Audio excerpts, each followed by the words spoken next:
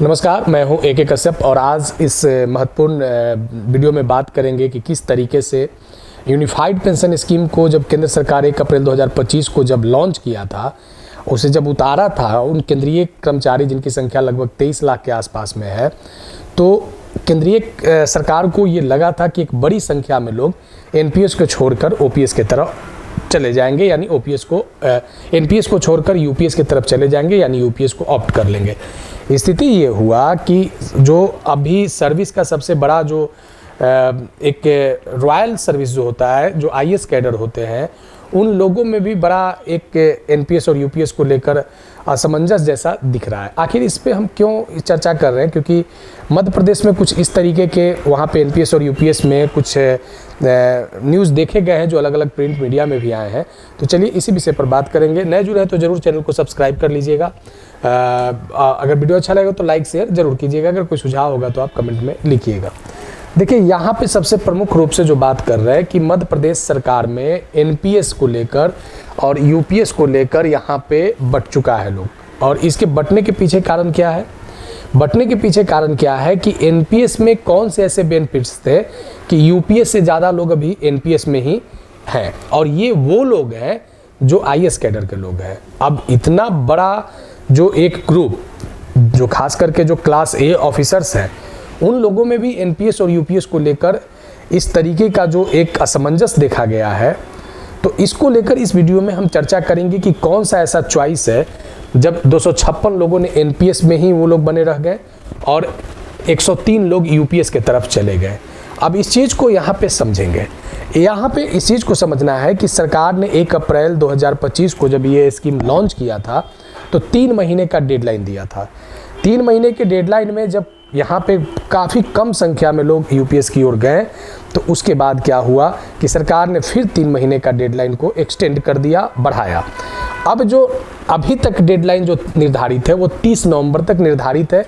अगर आप NPS employee हैं तो आप 30 नवंबर तक अगर यूपीएस में नहीं जाते हैं तब आपको एनपीएस में ही समझा जाएगा। अब स्थिति क्या हुआ है कि 256 आईएएस अधिकारी ने एनपीएस में ही बने रहने का यहाँ पे विकल्प को चॉइस कर लिया है, और यहाँ पे लगभग 103 ऐसे आईएएस ऑफिसर्स हैं जो यूनिफाइड पेंशन की ओर जा रहे हैं।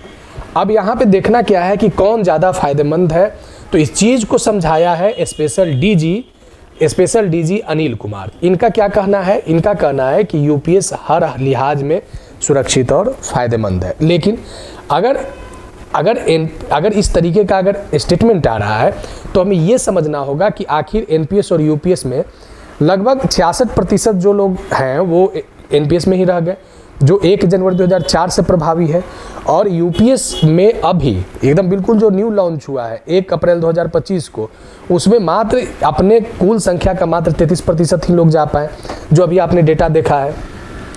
यहाँ पे इन्होंने डीजी अनिल कुमार ने इस बात को समझाया कि अंतिम वेतन का 50% पेंशन जो तय होता है और स्वयं की मृत्यु के बाद 30% की राशि आश्रित के पति या पत्नी को मिलता है, यह बेनिफिट यूपीएस में ही है। अब यहाँ पे आगे कुछ और विषय पर बात करेंगे कि आखिर फिर भी क्यों लोगों में ये असमंजस बना हुआ है, या एनपीएस में लोग क्यों ज़्यादा रहना पसंद कर रहे हैं। देखिए, हुआ क्या है, यहाँ पे इस चीज़ को ज़रा समझेंगे। जब कोई केंद्रीय कर्मचारी या राज्य कर्मचारी जब एनपीएस में रहता है तो उनके वेतन का 10% भाग जो है कट जाता है और 14% इसमें ऐड कर दिया जाता है। इस तरीके से प्रत्येक महीने में 24% राशि जो है वह एनपीएस में जमा हो जाता है। अब यहाँ के बाद की क्या स्थिति है? देखिए ज़रा, यहाँ की बाद की क्या स्थिति है कि जब वो सेवानिवृत्त होता है 60 वर्ष में, जो भी अलग अलग केंद्र या राज्य का जो मानक है सेवानिवृत्ति का, तो जिस समय वो सेवानिवृत्त होता है तो उस समय उसके कुल फंड का, कॉर्पस का 60% पैसा जो है वो वापस कर दिया जाता है। 60% तो वापस हो गया। 40% जो अमाउंट बचता है उस पर एन्यूटी लिया जाता है और इसी एन्यूटी पे आपके मंथली तय किए जाते हैं। अब ये 60% का राशि जो कॉर्पस जो है ये आपके 24% प्रत्येक महीने के जमा राशि से है और इस पर एक ब्याज भी है। ये कॉर्पस बहुत बड़ा कॉर्पस हो जाता है, खास करके उस कंडीशन में जब कोई इम्प्लाई 33 साल से अधिक सर्विस कर लेता है। अब स्थिति क्या है कि अब दूसरे अगर यूपीएस के विकल्प पे अगर आप आते हैं तो यूपीएस में हुआ क्या है कि जैसे 10% आपका सैलरी से कटते रहेगा और 18.5% यहाँ पे सरकार देगा।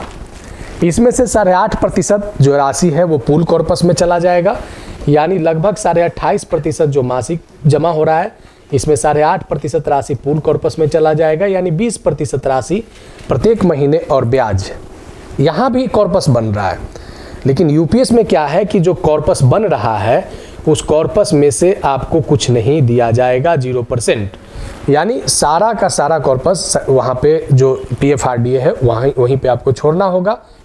और जब आप सेवानिवृत्त होंगे, रिटायर करेंगे, तो उस कंडीशन में कुछ मानक तय किए गए हैं कि प्रत्येक 6 महीने पे 1/10वां हिस्सा दिया जाएगा। बस वही आपका अमाउंट जो है आपके सेवानिवृत्ति अमाउंट के रूप में लमसम माना जाएगा। अब यहाँ पे क्या है यूपीएस में कि ये पूरा कॉर्पस आपको छोड़ना पड़ेगा 100%। उसके बाद यहाँ से तय होगा कि आपका जो राशि बन रहा है वो 50% का मासिक पेंशन वाला बन रहा है या 40% बन रहा है या 30% बन रहा है। ये एक अपने आप में काफ़ी मतलब एक कह सकते हैं कि ये खास करके ये अपने आप में एक ऐसा यहाँ पे स्थिति बन रहा है कि आपको अपना पैसा छोड़ने के बाद ही उसका जो बेनिफिट्स हैं वो मिल पा रहा है।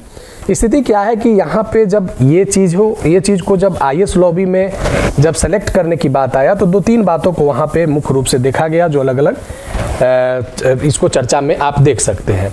सबसे पहले यहाँ पे हुआ कि पहले अनुमान लोगों ने लगाया कि उनका जो जीवन प्रत्याशा है, उनका लाइफ है, क्या वो 75 साल तक रह पाएंगे। तो जो 75 साल से जीवित रहने का अनुमान रखते हैं वो उन लोगों ने यूपीएस को चुना। और यहाँ पे एक चीज़ और हुआ कि जिन लोगों का सर्विस टेन्योर कम रहा, 33 साल से कम है, वे लोग भी यूपीएस की तरफ गए हैं। जिन लोगों का सेवा 33 साल से अधिक रहा उन लोगों ने एनपीएस को चुना। और ख़ास करके यहाँ पे ऐसा देखा गया है कि पति पत्नी अगर दोनों आईएएस हैं तो उस कंडीशन में एक ने एनपीएस को चुन लिया और एक ने यूपीएस को चुन लिया।